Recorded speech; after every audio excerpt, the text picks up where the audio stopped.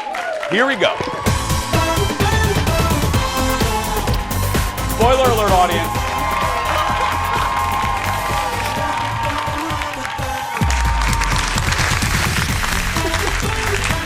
Hi, everyone. Happy Wednesday.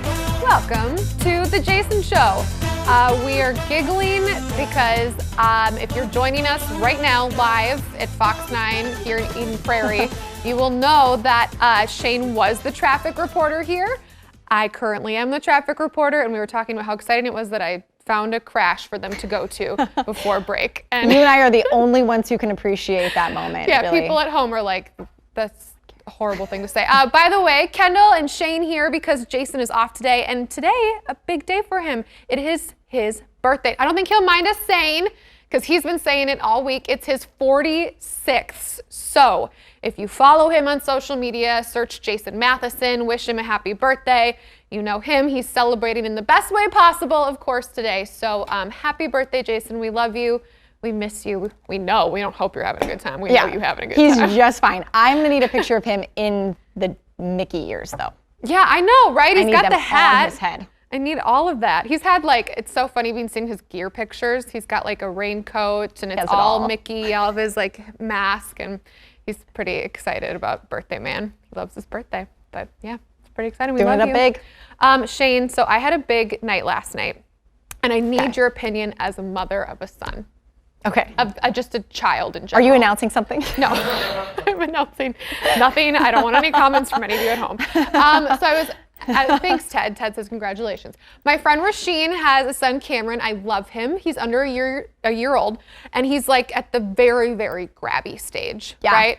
So we're hanging out yesterday. My husband was fixing some stuff around her house for her, and she and I are just chatting. I'm holding Cam, and he's grabbing my shirt, and he likes to just stick his head in my shirt. And I'm like, is this a thing babies just do at a certain age? They just, any woman, they just grab shirts and stick their head in? Because I was like, Rasheen, your son is a pervy. What's happening right now? Somebody's hungry. That's the thing? That's the thing. That's the thing. That's the thing. Yep. You have to be careful the kind of shirts you wear. Things are getting, even your hair. Everything's being grabbed that they're near. Oh yeah, my earring, I was like, but the shirt, I was so surprised. Oh yeah, you don't wear dangly earrings. That is dangerous. That was so dumb of me. But the shirt thing, I just was so surprised because I was like, oh, hello. Hello, Cam. Nice to see you too. Jordan was dying laughing. Just jumping right to third base. Just jumping right to third base.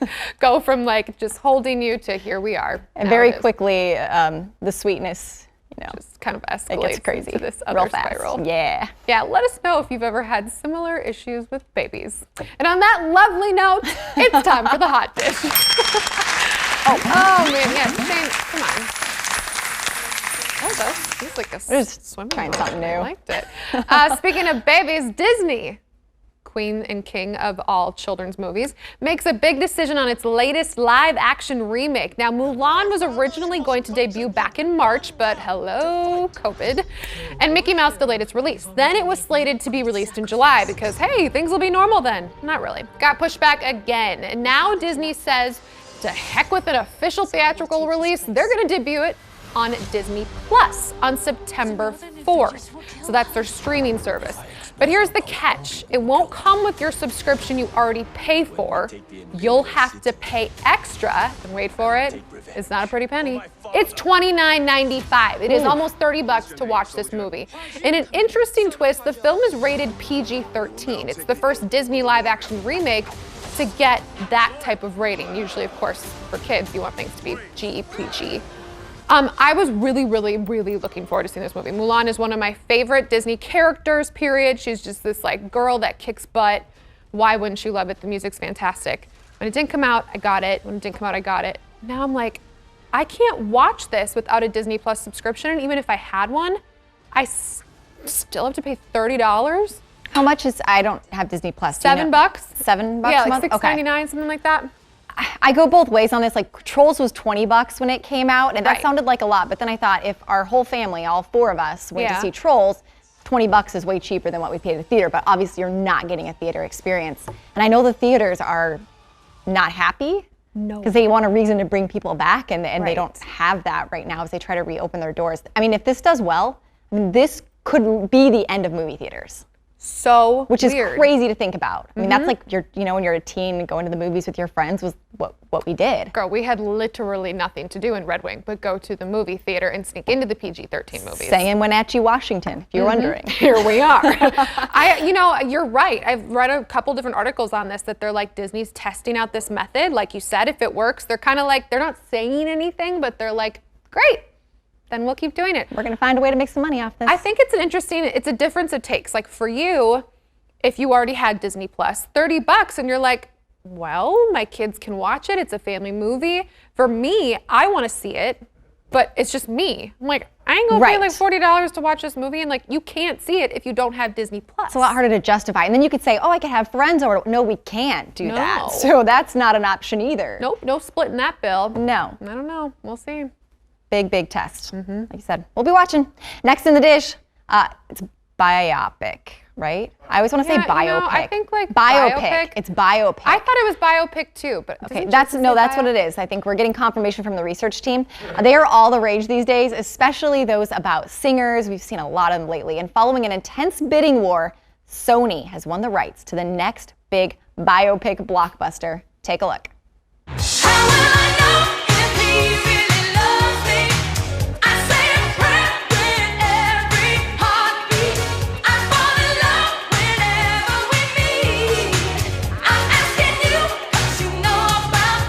You know you're snapping along.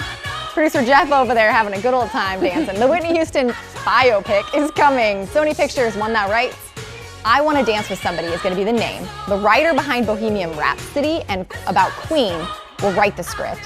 Whitney's estate gave its stamp of approval for the project. Whitney sold more than 200 million records, making her one of the best-selling recording artists of all time. She died in 2012 following a drug overdose. This film is expected to be released Thanksgiving 2022. May or may not be in theaters, depending on what happens with Mulan.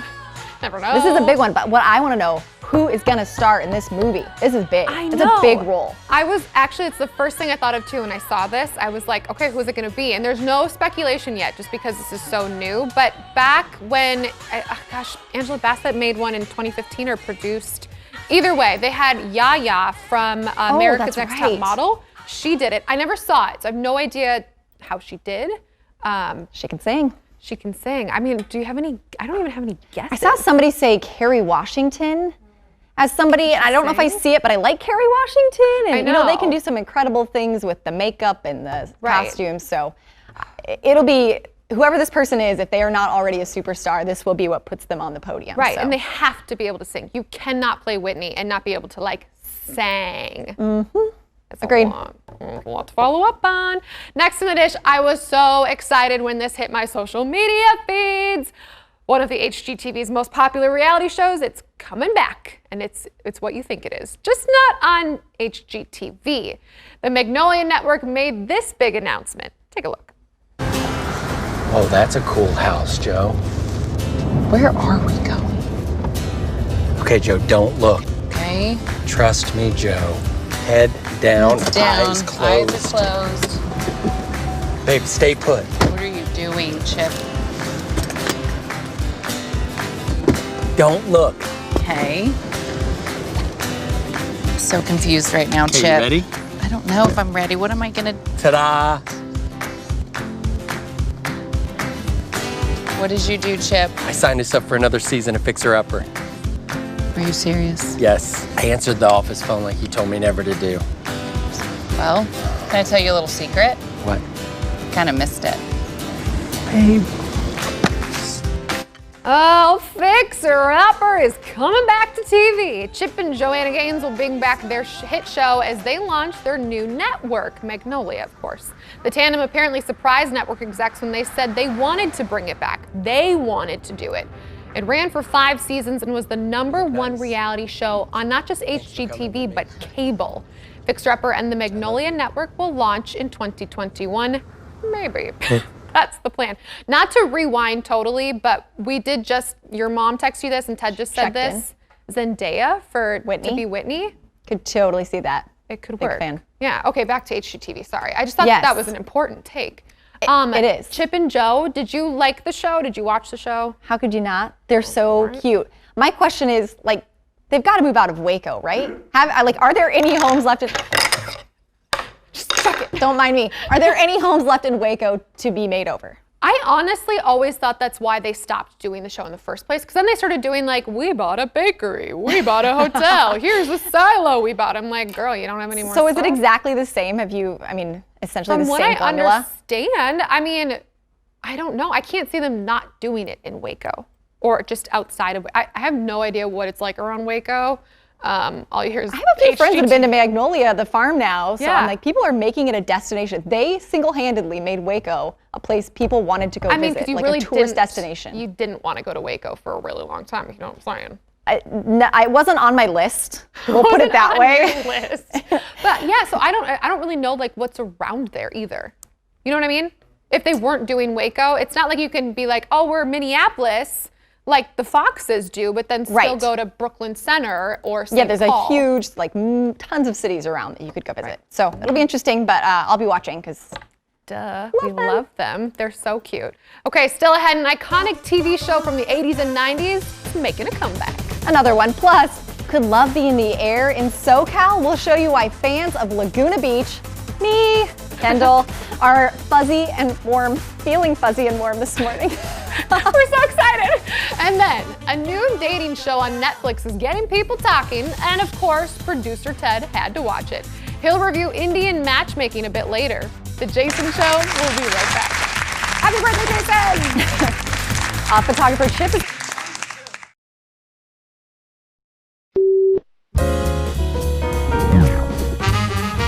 Hey, we do this thing every week where I send out a hashtag and ask you guys to respond to that topic. And this week I thought it'd be fun to try add a word, ruin a TV show. For example, I sent out a tweet that said, "The Last Chicken Dance."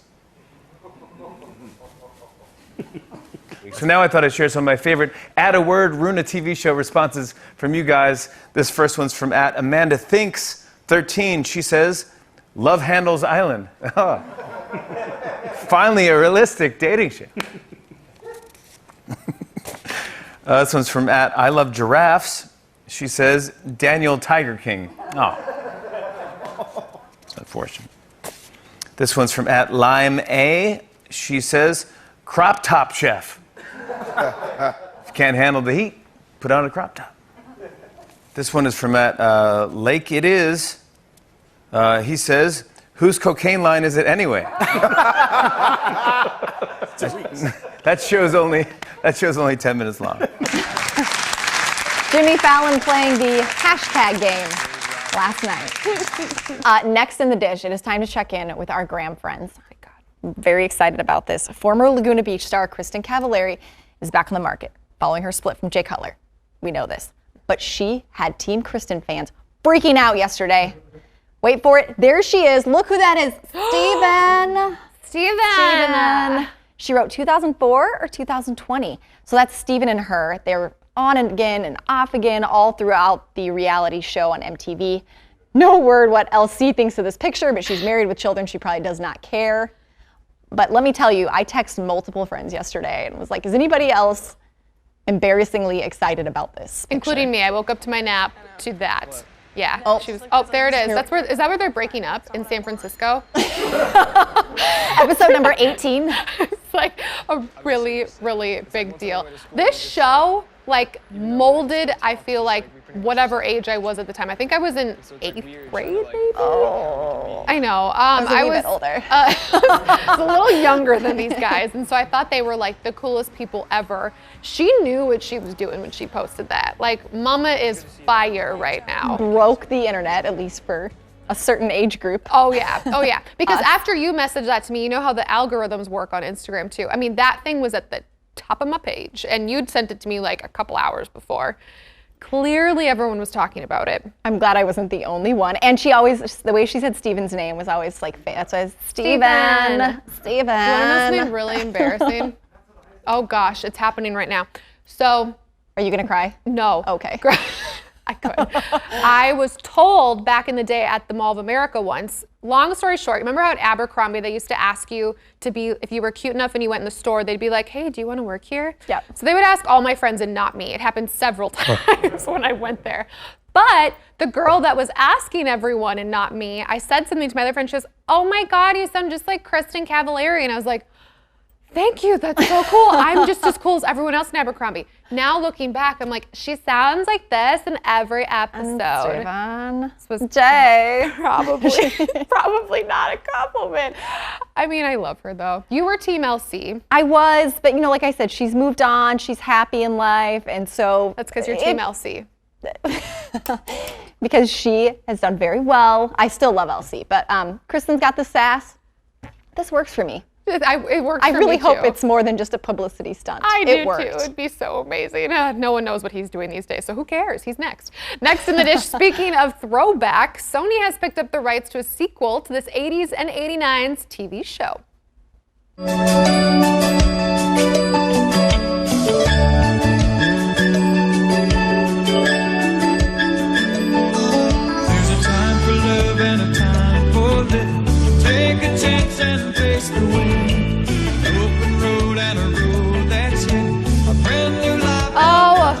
Boss sequel is in the works. Tony Danza and Alyssa Milano are expected to reprise their roles, and the show is still very, very early in development, but is expected to follow Alyssa's character as a single mother living in the exact same house with her dad.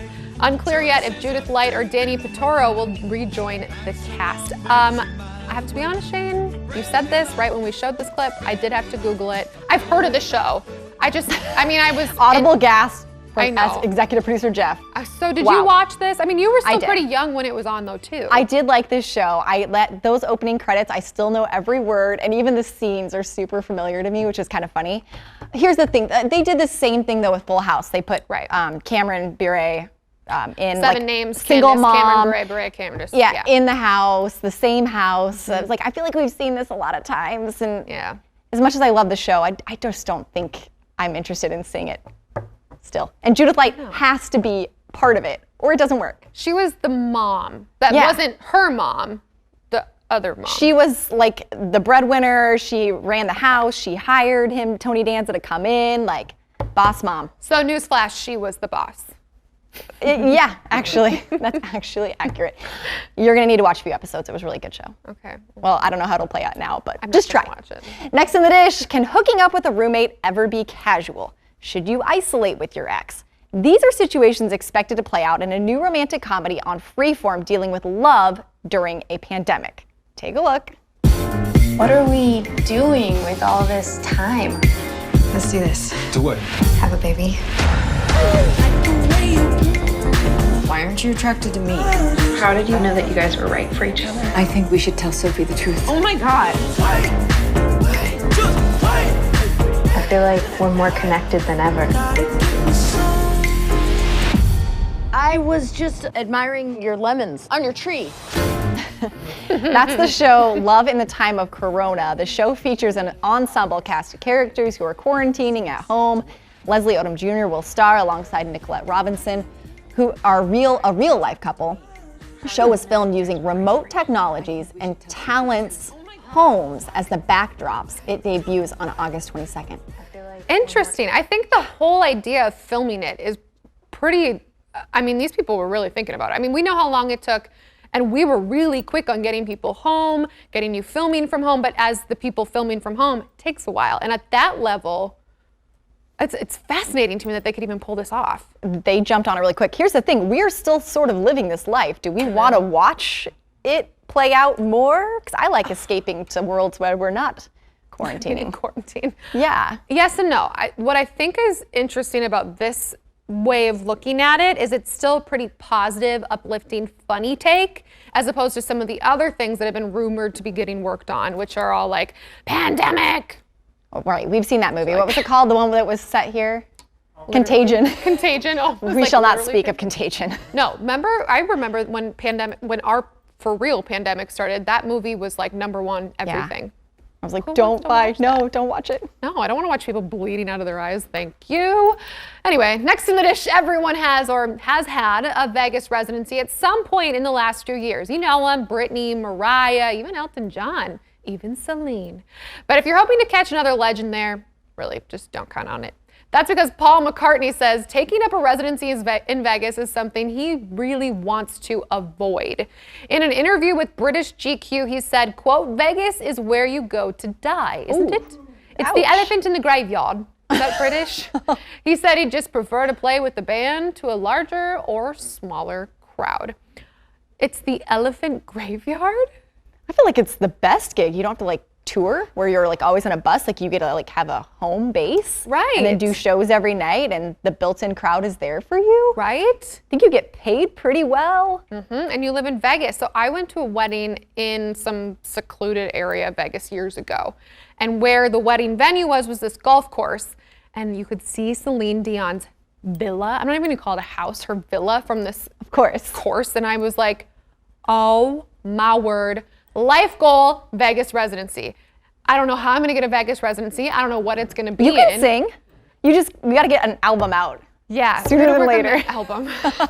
And then have a few, and they gotta be big hits, and then it's all yours. Is 30 too late, you know? No. No? No. So, I mean, the thing is, like, he maybe just shouldn't poo-poo it. And he said he wants to avoid it. He didn't say never. But he said you go there to die. Maybe if he goes there, we know what's happening. He needs money. I guess. He doesn't need money. He never needs money. That's his thing. You don't need that money. Next in the dish, it may have taken a pandemic, but a TV show about dodgeball, of course, is finally coming.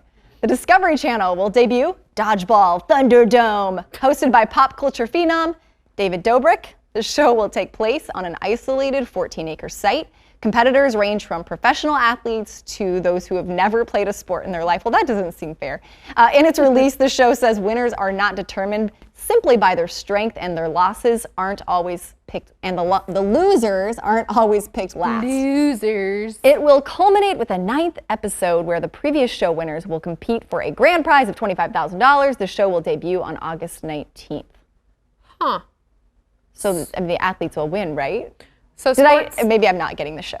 So sports are clearly working really well. That's kind of a joke. The MLB has like over 40 cases of COVID. But why dodgeball too? Because that's one of those things that like you get sweaty, like spitty, and then you're like, dodgeball. All I could think though this whole time. Do you do a lot of spitting when you play dodgeball?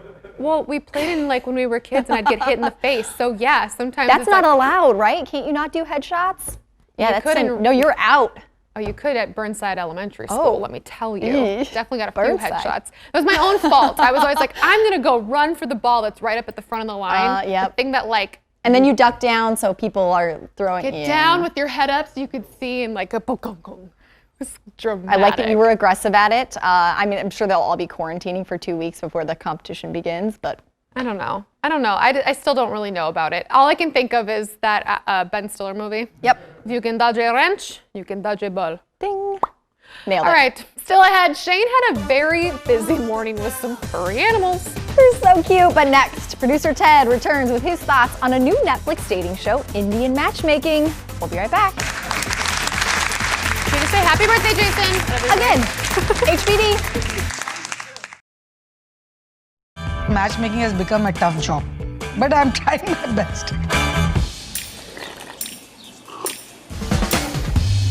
Here we are. Yeah. I fill my time so that I don't sit and realize how single I am. You meet a lot of people and then you're like, why is it taking so much of time to meet a right person? My efforts are meaningless if the stars are not aligned. In the beginning, it was kind of awkward. So... Hi. It's our time now. I live in North Carolina. You live in Austin. How does that work for you? I want to see you again. Well, that is a clip from the new show, Indian Matchmaking, taking a modern look inside the world of arranged marriages. And it's available now on Netflix. And because it's a reality show about love, that can only mean one thing. It is time for America Loves Ted. Gosh, yes, that graphic. they do. And producer Ted Johnson joins us now from reality TV headquarters. Hey, Ted. Good morning. Where are you? Yeah, where are you? I'm in reality TV headquarters. Oh, we just created that. Have you guys been to this part of the I recognize where you are now. You're in the other studio, but I'd never seen it with the Jason graphics behind you. Oh yeah, That's brand fancy. Brand new. Okay, so Very Ted, awesome. tell us a little bit about this Indian matchmaking. What's the deal here? Well, clearly Netflix knows their algorithms because it was popped up right at the top of my feed. So these are young, single people from India, or they live in India. It's either USA or India, and they're looking for love. I mean, it's just like a regular love searching show, except they are exclusively looking for someone else from India. And so you learn about their likes, their dislikes, kind of what they're looking for, and the matchmaker is from India, and she does not put up with baloney. I like that. But how does it actually work? So do we get to see her interview people and then match them? So what she does is she kind of takes a look at your likes and your dislikes, and she creates a bio data. So you get a sheet of paper. Bio data. Data, yeah. We're So getting fancy. So the sometimes she'll give them like 3 choices. Okay, here's who I'm going to set you up with. 3 choices. Sometimes if they're really picky, she will only give them 1, because they're like, if I give you 2, you will think the other one's better no matter what you choose. Interesting. Yeah, okay, so it sounds very different from most dating shows here in America. She matches people up with India and in America. How is it? I mean, how is this different? I think we're looking at, Okay. Who is this, by the So way? this is Aparna. So we're going to jump ahead a little bit. This Okay, is Aparna. She is probably the pickiest person on the show. Which is why she's single. She lives in Houston, and I have a list of things she doesn't like. Okay. She's oh, I'm not that picky, but here's what I don't want my significant other to like: football. Oh. Humor. Wait, humor? Yeah, she doesn't like comedy. Usually pretty big on the list. Lawyers. She's a lawyer. She doesn't want to date any lawyers. Get that. The outdoors, specifically beaches. She hates beaches, and she does not like to relax. She also doesn't like podcasters because she doesn't think that's like a career path that they would. Oh, that's a real challenge. Can you spoiler alert? Does she find love? Yeah. Or can we not ask that? Yeah. We know where that one's going. She did have a good date or 2. Okay. So that was surprising. The interesting thing about this, and I have to say that the show is done in a way that it's almost edited sort of like how producer or photographer Eric edits stuff. So it's got kind of a, oh, okay, that's interesting. Know exactly what you're saying. Okay. But one thing that is really interesting about this is that I don't think I've ever been on a first date where my parents have been there. Right. So is that, kind of the main getup with these, from what I understand with these Indian matchmakers, is that it's about the whole family. It is. You're merging 2 families, and they call it a multi-million-dollar business because you're bringing 2 families together. Sure. So there is, and it's kind of the tug and pull with the modern, I'm going to make my own decisions, and then the family being like, you are going to get married right now. We have shown you 150 women. You need to say yes to one of them. Really sounds like the men are the ones that need the pushing, and the women are the ones that are like, I think it's time. It was odd because the guys, it's almost like when I was a young lad. Oh gosh. And my mom was like, if you don't clean your room, I'm going to do it for you. And I was like, okay, clean my room. And so it's like, if you don't find someone, I'm going to find someone for you. And they're like, okay. Find someone for me. And so it's very interesting. It's and there is a proposal sort of, but it's what? Wow. but it's I'll do this. Oh, so it's not real heartfelt. There's no like. Oh, well, arranged marriage, I don't always think I guess. heart is pitter-pattering for sure. Okay, so one couple may be successful. Maybe, possibly. I don't want to spoil it. Okay. Are you going to review anything else for us next week, by the way? Next week. What show? Is this show again? Oh. Love on the Spectrum. I want people to go home Well, they're probably already Are we home. getting an assignment? I'm going to give people an assignment. Okay. Let's watch Love on the Spectrum. Okay. And then I'll come on here next week and we'll talk about it. And we'll just all just melt. This show, yeah, I'm not going to give my review away, but watch this show. Okay. Will do. I have to ask you, I know you like that show, is it Dating Around on Netflix? And those like awkward first dates, it felt like similar. Yes. Which one do you like better? Ooh, well, see, here's Take Love in the Spectrum out. We're talking just Indian matchmaking and dating around. Right. So my beef with Indian matchmaking is that I like a beginning, a middle, and an end. And it kind of lets you linger. Oh. There's not really So it goes like, it just sort of moves on to the next couple after a while, and you're like, but what I happened? want to know what happened to them. Yeah, and they don't ever like come back together at the end? No, you're like, oh, maybe the finale, and then it's like, what do you want to watch next? And it's like, Oh. So, Okay. yeah. Rave But then dating around, all you get is, did they go on a second date? So I don't know. Oh.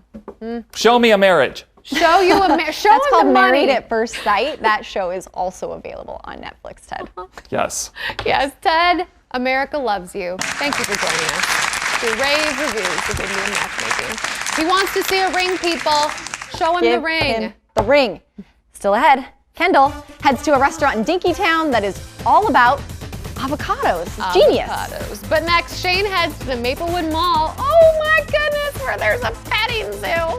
Look at it. I'll be right back. Got really high. Look at it.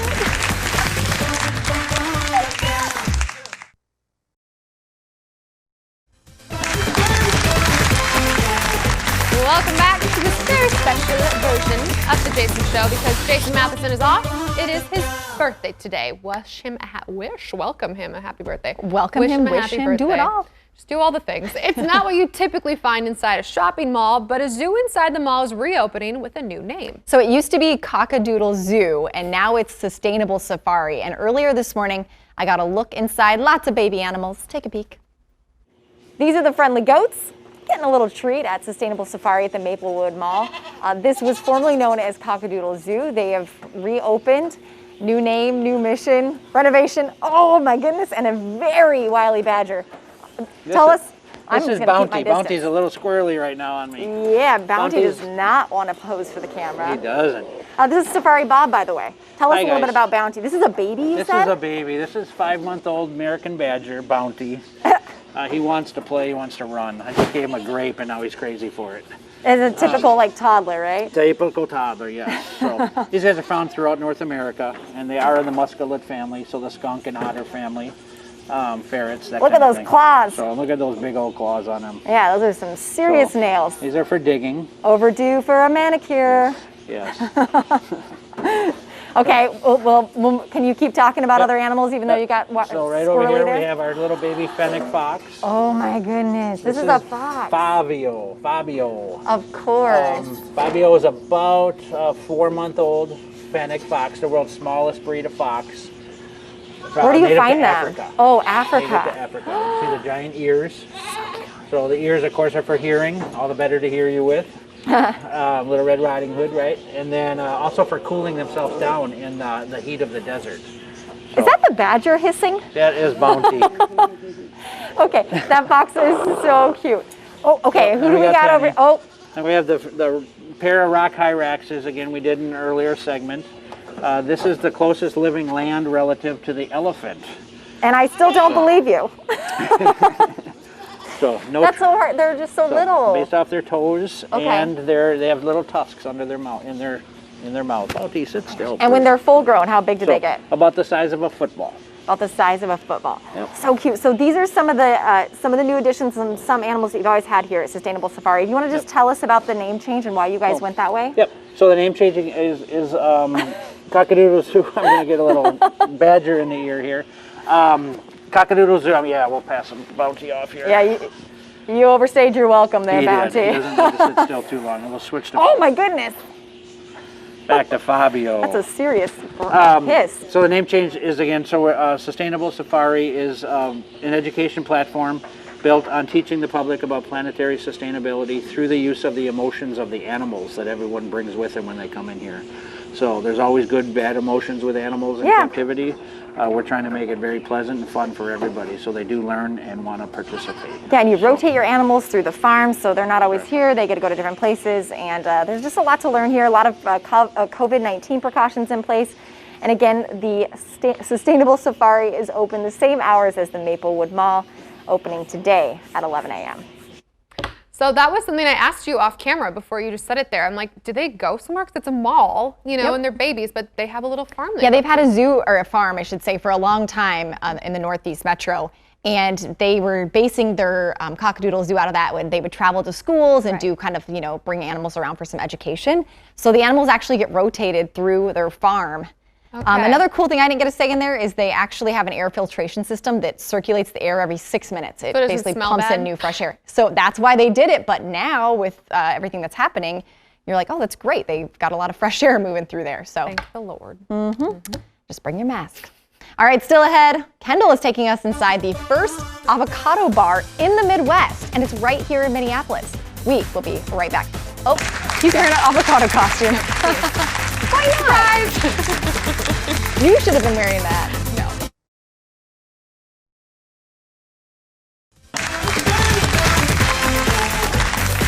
Welcome back. It's the Jason Show. Shane and Kendall hanging with you today. We're talking about plant-based diets. They are more popular than ever, and all this month, local restaurants are taking part in the second annual Twin Cities Vegan Chef Challenge. All this month, participating restaurants are offering vegan dishes, go figure, letting us decide which one's our favorite. Now, I took a trip to one of those restaurants in Dinkytown, love Dinkytown, and it's all about avocados. I'm having the craziest flashbacks because I used to live in this building. But clearly nobody actually lives down here. Not that they ever did. It was a CVS. Now it's a food hall in Dinkytown. Avocadish.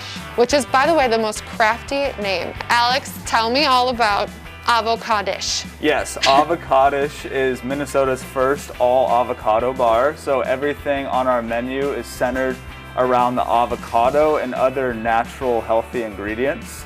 And we do, you know, bowls, toast, smoothies. I gotta ask though, like, were you a little nervous to make an entire thing all about avocados? I mean, you gotta get like kind of crafty. That's true. The nice thing though is the avocado is very, you know, has a lot of versatility, and it's also the greatest fruit on planet Earth, and so that helps. That helps a lot. You really can't go wrong. That, you know, everybody loves them. So.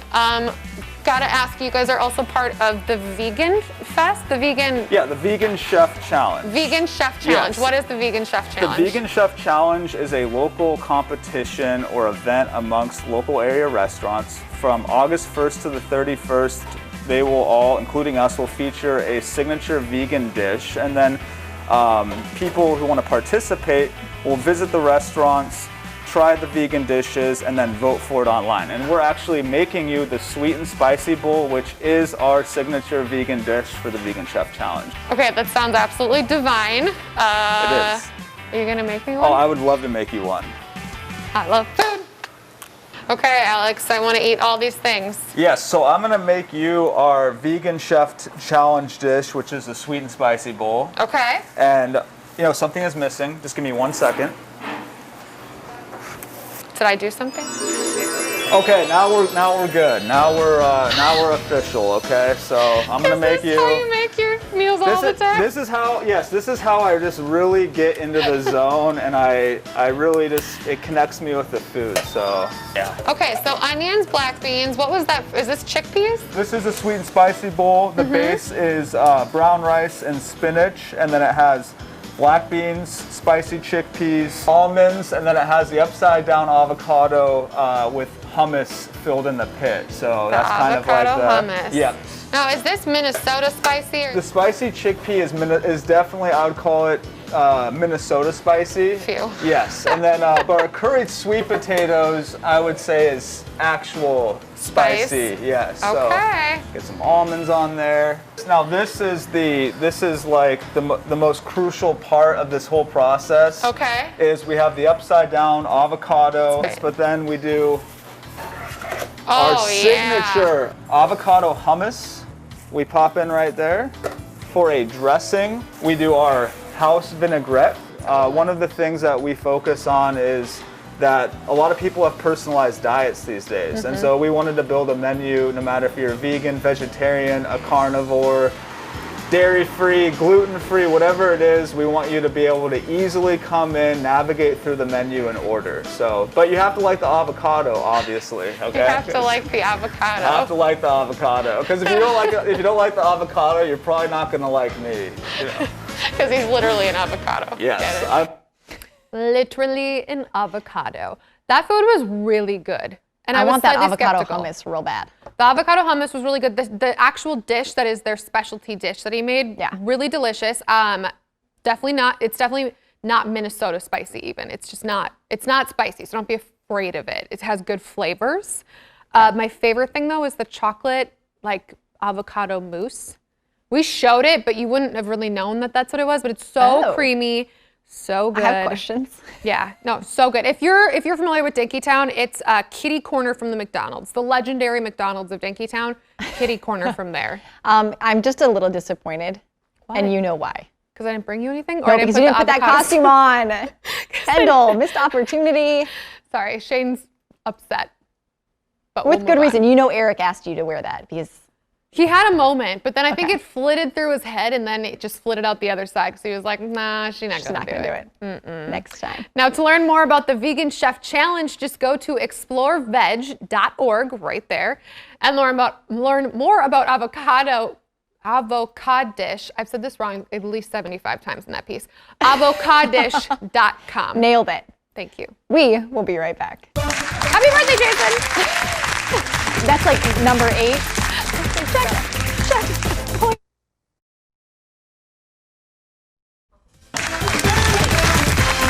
Congrats to you. Welcome back. And happy birthday, Jason. Happy birthday, Jason. I beat you. Got one. Just got one in there. Just one in there. We've been really having a lot of fun talking to all of you and hanging out with you on social media. Jason especially, because it's his birthday. Happy birthday, Jason. Check out our social media pages. If you would like to send us a message, you can find us there, Jason Show TV on Facebook, Instagram, and Twitter.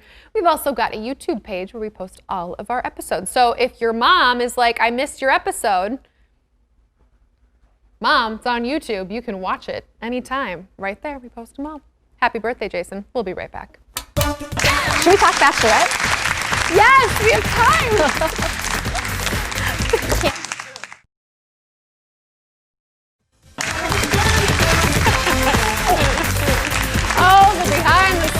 Chatter. We miss all of you. We do. We miss all of you who used to come to the show. Of course, once we are able to safely do that, you guys can all come back to the show. But there are important things to talk about right now. Shane? We didn't get to talk about Bachelorette earlier, and we feel like we've led you astray on what this show is all about, and we'd like to get back to our roots. So there's more Bachelorette news. We've been slowly rolling this all out. So over the weekend, we heard maybe that Claire was going to be out as the Bachelorette. That's now been confirmed. She supposedly fell in love night 1 and is going to marry this dude that she knows super hot, very well. By the way. Super good looking dude. So happy for them. Happy for them. So then we hear the rumors that Tayshia is going to be the new Bachelorette, which is awesome. We're all very excited. She's quarantining. She's ready to go. The dudes are there. Yesterday, a little wrench was thrown into this. You want to drop the bomb? Okay, so unpaid researcher Phil sent me this. Apparently, Reality Steve has taken photos of Hannah Ann entering, or with bags at least, in the hotel vicinity. There is photo evidence, supposedly, of this, which throws us for the curveball because if you guys remember way back in the day, they had Britt and Caitlyn as 2 bachelorettes, and the guys got to pick who they wanted. And we're like, if they're doing this again, that was a fail the first time around, even though they picked Caitlyn, which was a great idea. Why would you ever do it on this like crazy storm of a season? I do not understand. I hope that this is just like she's coming as a friend, but you brought a good point about that. They like to do that a lot. Yeah, so Hannah Ann was on Pilot Pete season. She won and then was dumped, and he went for Maddie, and then that didn't work out. Now he's dating another girl from the show that he dated. It's hard to Pilot Pete, what are you doing? But so Hannah Ann and Tayshia were not on the same season, and I've never seen them post together. Doesn't mean they don't know each other. I'm sure they all sort of know each other. Right. But they're not friends, at least to the public eye. Right, So it doesn't really make sense why Hannah Ann would be there. You got to go all in on Tayshia. No, I actually really like Hannah Ann, but no, this is Tayshia's season. This is Tayshia's moment, and Ted agrees, right, Ted? Yes. Yes, he agrees. Does he? Oh, guys, thank you so much for watching. We will be back tomorrow at 10 a.m. unless you watch the show somewhere else. We appreciate you. We love you. Happy birthday, Jason, in all seriousness. Have fun. Happy Wednesday.